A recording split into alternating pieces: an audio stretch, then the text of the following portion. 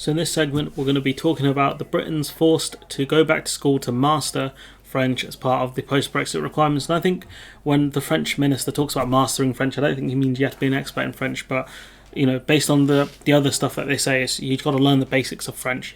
Hold a conversation in French. Sounds like a nightmare because the French language is really grating on my ears. Sorry, any French viewers out there. Not sorry. When I first arrived in France, I only had schoolgirl French, says Nancy Shorter, a property management agent based near Toulouse in southwest France. She says, I needed to learn the language to understand the news, understand correspondence, speak to French people, make friends, and make a life here. I had 5 years of tuition, and I'm glad I did. I can speak, read, and write French. I mean, that's great. Learning a foreign language is cool. Always want to learn more, but I just find it hard. Miss Shorter, who is also the vice president of the English theatre company, a local drama troupe, has French residency. However, for newly arrived British expatriates, immigrants, let's be honest here, stop using that stupid word, their stay will now depend on their French fluency. There are language tests for residency permits. Earlier this month, Interior Minister Gérald Darmanin said non-EU citizens would need to pass a language test to secure their carte de séjour or multi-year residency permit. Mastery of French language will be compulsory, he said, and this is normal for third country citizens to get visas and other things. I think Luis Suarez had to. There's some sort of issue with him and an Italian language test, I think, a few years ago. I think, anyways, from what I remember. The test will take place at a language school recognised by the authorities.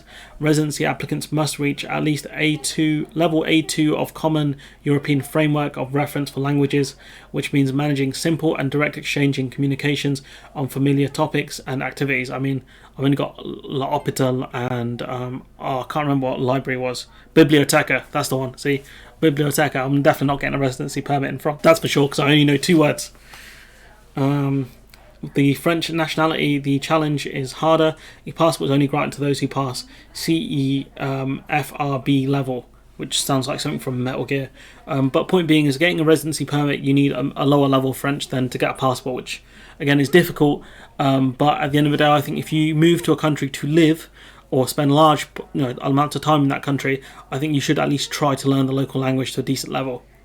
In my opinion anyways, there's so many different ways you can learn languages, not just through going through tuition and paying for it. YouTube can be a great resource as well. Nonetheless, some newcomers to France are concerned. Abby Hunter, a graphic designer who moved to Toulouse, is everyone going to Toulouse from the UK? Earlier with her boyfriend, says she has always struggled with languages, saying, I've tried to learn French, obviously it's hard, she says, but I usually get by here without much French, but that won't be possible anymore. And it's just because generally you're either speaking to other English speakers, maybe people from other countries who can speak English, may not be French, but French people who make accommodations for you. And I think if you want to move somewhere, you should learn the local language. Just like if I wanted to move to the Netherlands or to Germany, I'd have to learn German, which I don't think is too bad, but Dutch seems maybe a difficult language to learn. I don't know. British retirees seeking to spend their autumn years in the EU countries often head to regions known for expats. For immigrants. Dordogne in France, or the Costa del Sol, which is an infamous region in Spain, let's be honest, full of greasy spoons. However, they then risk staying in a bubble where only English is spoken, and that's a key problem. It's not going to allow integration if you just sit in areas full of English people. You don't experience the culture in those countries either. But I guess these people go to those countries not for the culture, but more for the food, which I guess is part of culture, but also the weather as well. Warm weather does wonders for the body, I think. Unless it's hot like Bangladesh, that sucks. Lisa Valdu from Language 11 Toulouse School, sorry I butchered that, French people, agrees, saying people who come to live in France usually know some French. Yes, the British don't have a great reputation for learning other languages, but nor do the French, she says. To be fair, you don't have to learn another language unless you're planning to live in another country. The issue is that because English is such a commonly spoken second language, it does, I think, make it harder for British people to learn languages because there's less of a reason to do so, because most people speak English, and ironically they actually speak better English than people in the UK do. There are many people in the Netherlands who, without trying, and also in Germany, can definitely speak better English than I can, which is kind of embarrassing as a supposed native speaker, but point being is that if you want to live somewhere, learn the local language. And for Brexit now, if you want to gain residency permits, which you should be trying to get anyways if you're going to live long term in another country, you have to learn the local language. If you want to get a passport, it's incredibly more difficult. I suppose if you got 5 years to spend, you could try and go the Irish route and get an Irish passport. I think it's 5 years to get an Irish one, but again, 5 years is a long time out of anyone's life, especially given the housing prices in Ireland are ridiculous. But yeah, that's one route people have said you can go down, I guess. But again, who has 5 years to wait on a passport? I don't know.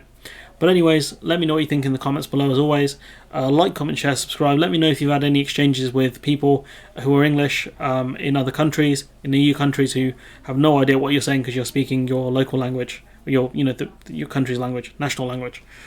Anyways, before I stumble over any more words, let me know what you think in the comments below. Like, comment, share, subscribe. Support the channel on Patreon if you can. And hopefully I'll see you in the next one.